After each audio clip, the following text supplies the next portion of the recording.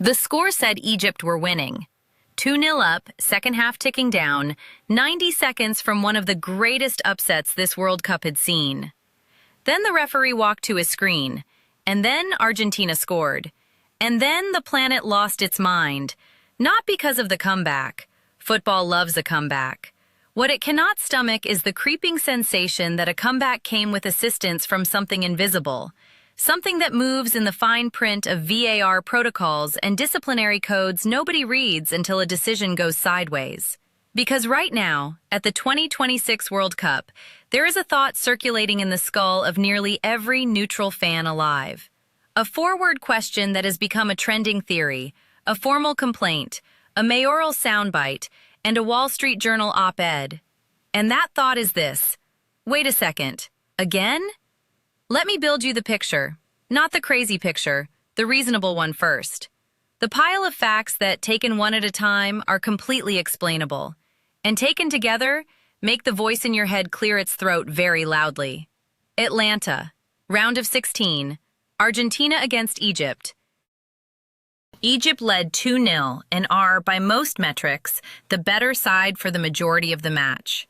The closing stages arrive. Argentina score 3, including an Enzo Fernandez strike deep in stoppage time, and the defending champions survive. Great story. Except the internet didn't spend 72 hours on the comeback. It spent 72 hours on what happened before it. Egypt's Mustafa Zico put the ball in the net. The stadium erupted. VAR dragged it back. The review found a foul in the attacking build-up. Marwan Atiyah on Lisandro Martinez, and the goal was gone. Egypt went hunting for a late penalty, didn't get it, and moments later Argentina scored the winner. Egypt's coach Hossam Hassan came out and said his team suffered an unjust defeat and pointedly suggested that marketing support had helped keep Argentina in the tournament. Mohamed Salah questioned the officiating publicly. The Egyptian Football Association filed a formal complaint demanding referees be excluded from the competition. And then, because 2026 is a deeply strange year, the mayor of New York City, at a press conference about faster bus routes, casually dropped "Egypt was robbed yesterday" to a room full of applause. When a refereeing controversy has migrated from the touchline to a municipal bus podium, you have lost the narrative completely. FIFA's referees chief, Pierluigi Collina, came out and explained the ruling. And to his credit, he cited a real rule correctly. Under VAR protocol, officials can review the entire attacking possession phase.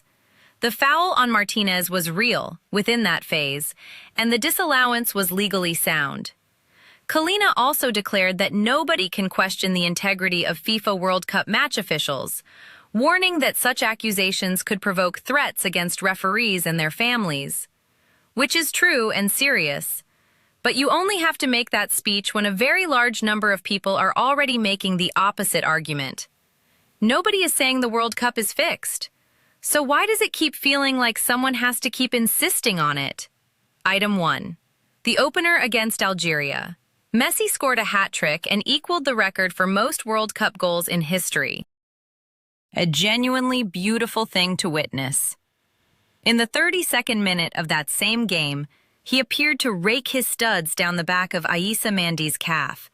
The referee gave nothing. VAR decided it wasn't worth a red. Nedum Onuoha told ESPN it should have been a sending off. Alejandro Moreno called it a 100% red card. Messi stayed on and finished the hat trick. Referees miss things. File it.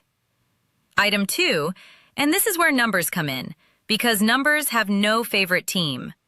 In that Algeria match, Argentina committed 13 fouls to Algeria's 8 and received 0 bookings. 0. Against Jordan, Jordan picked up 3 yellows despite committing nearly half the fouls Argentina did, 7 to their 13.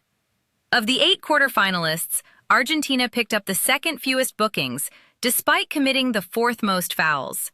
Their fouls per card ratio stands at 19.7, meaning it takes almost 20 fouls before a single yellow appears. England under Tuchel earn a booking every 6.8 fouls. Same tournament, same laws of the game.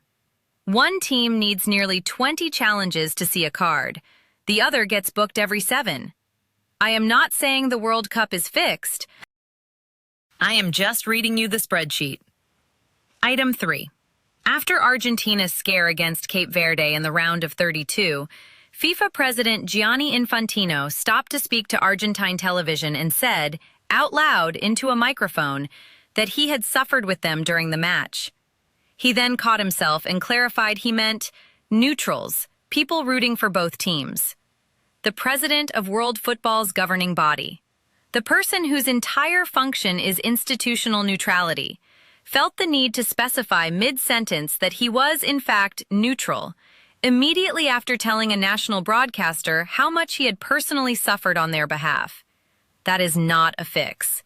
That is a man who forgot which camera he was standing in front of. But bad looks are the whole game here, and that was a very bad look. If you love this kind of football breakdown, the real stories underneath the scorelines, subscribe now because it only gets more intense from here. Item 4, and this is the one that broke the internet's brain. FIFA announced the officiating crew for France's quarterfinal against Morocco.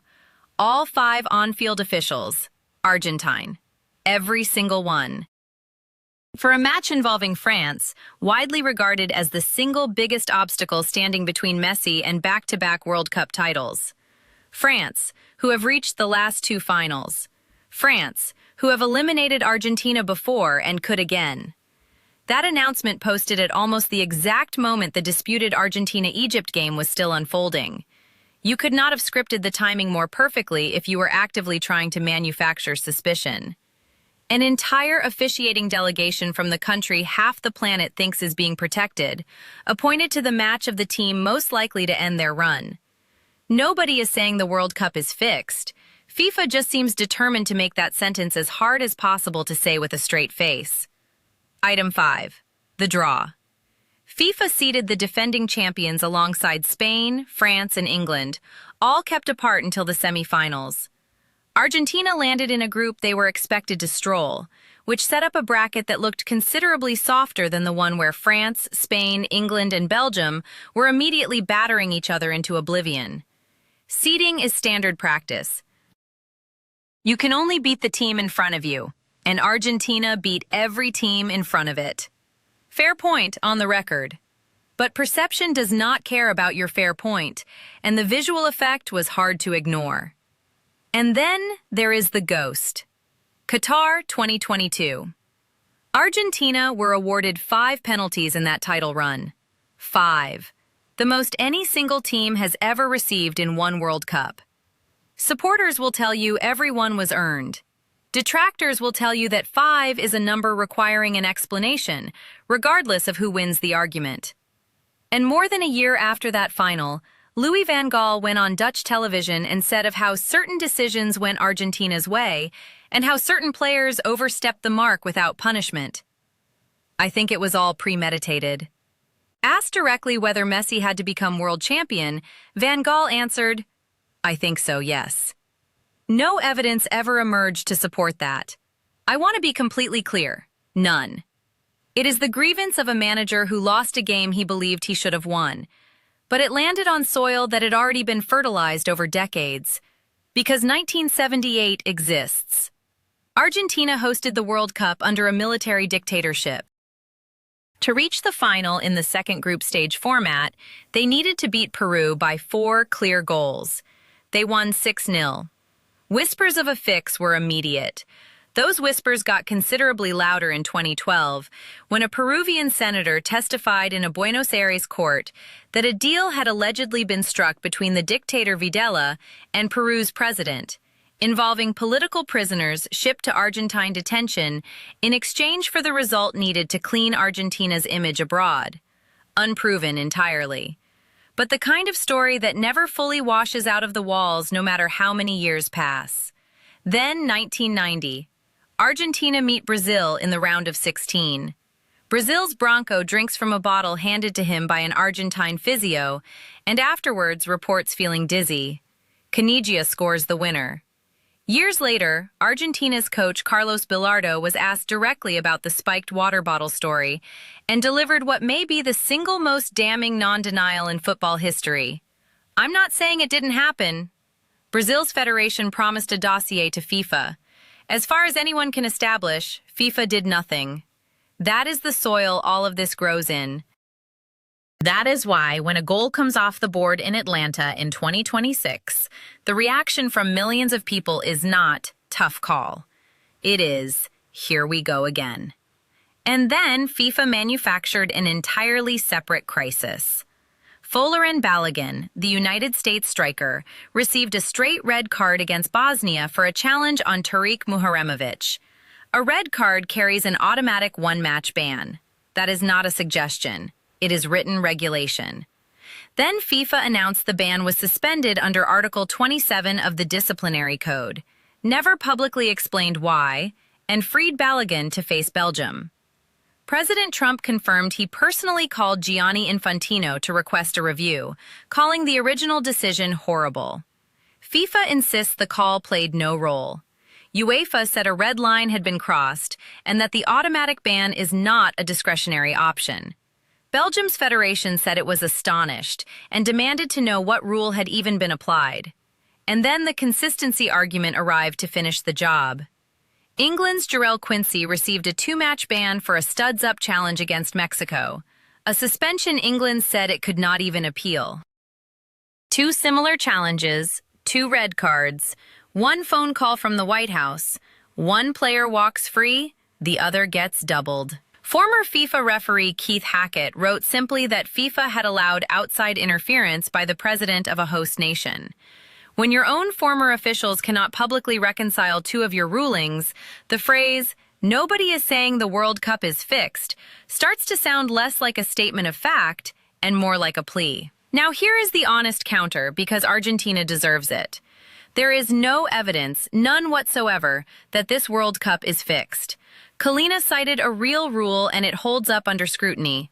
Refereeing at this level is brutally hard, and the expanded 48-team format has stretched a thinner pool of officials across far higher stakes matches in a country where the president will pick up the phone about a red card.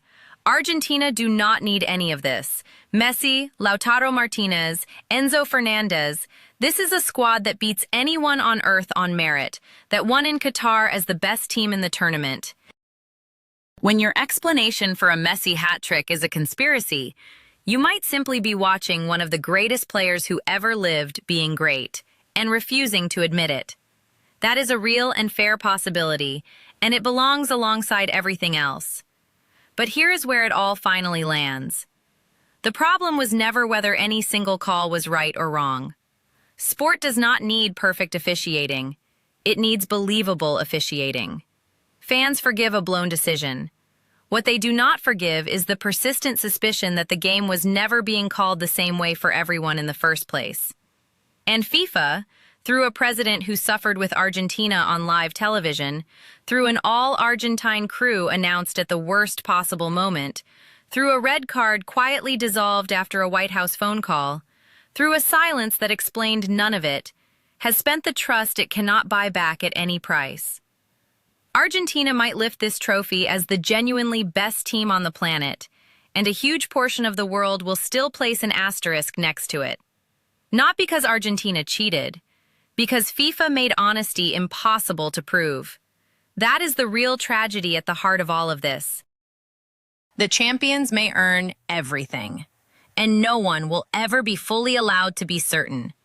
Nobody is saying the World Cup is fixed, but FIFA has built a tournament where that sentence no longer sounds like a fact. It sounds like a hope. So tell me, reasonable pile or conspiracy? Was the Zico disallowance a clean call correctly applied, or the moment you stopped trusting this tournament entirely? And is Argentina being protected, or just being brilliant? Drop it in the comments, subscribe so you don't miss a single moment as this World Cup builds toward its finish. Because trust me, whatever comes next is going to be just as impossible to look away from.